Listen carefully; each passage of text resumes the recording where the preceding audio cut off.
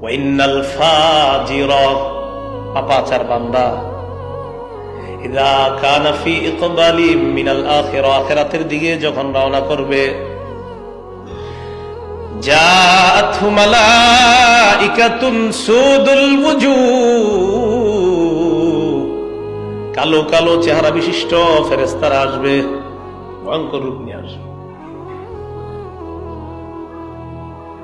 আসার পর হাত্তা ইয়াজলিসু মাদ্দা বাসারিহি, তার দৃষ্টি যতটুকু যায় তার সামনে বসবে, সাথে থাকবে সালার চটের মতো কিছু একটা, নাউজুবিল্লাহ বলে, ভয়ঙ্কর কিছু।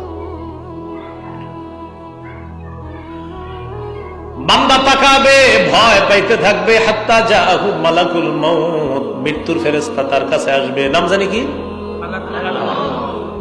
মালাকুল মাউত। আসার পর হাত্তা ইয়াজলিসু ইনদা রাসিহি, মাথার কাছে বসবে, দেখলেই ভয় পাবে আর বলবে, আইয়াতুহান নাফসুল খাবিসা, হে খারাপ আত্মা,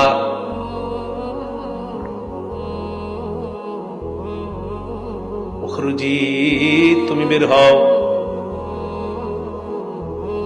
তোমার উপর আল্লাহ বড় অসন্তুষ্ট, গোস্বা হয়ে আছে, তুমি বের হও।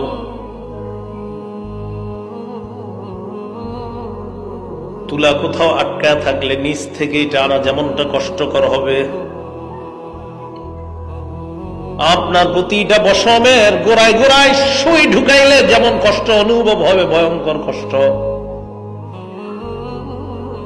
এইভাবে কষ্ট হবে, ভয়ঙ্কর কষ্ট চলতে থাকবে। আত্মাটা পাপাচারের ভিতর থেকে বের হবে,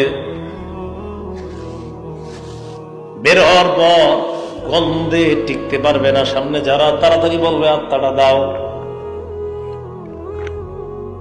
চট জাতীয় কিছু একটা ভয়ঙ্কর কোন একটা জিনিস নিয়ে আসছে, ওইটার মধ্যে তার আত্মাটা নিবে, নেওয়ার পর পেঁচাবে, পেঁচানোর পর যখন রওনা করবে, ফেরেশতারা বলবে, কার আত্মা, গন্ধে টিকতেছি না, সরো।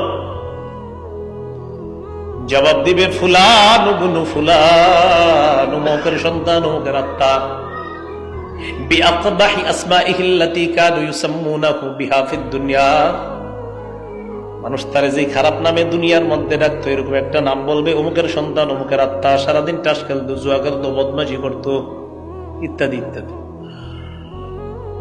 গন্ধ কেমনে পাইলা? এই জাতীয় গন্ধ পৃথিবীতে আর কখনো পাইনি। এই দুই আত্মা নিয়ে আজকে থেকে ফিকিরে লেগে যান। এটা ইমানদারের আত্মা, এটা পাপাচারের আত্মা। লম্বা হাদিস নবীজি শোনায় দিতেছে কবরের সামনে বসে। আকাশের দিকে রওনা করার পর আল্লাহ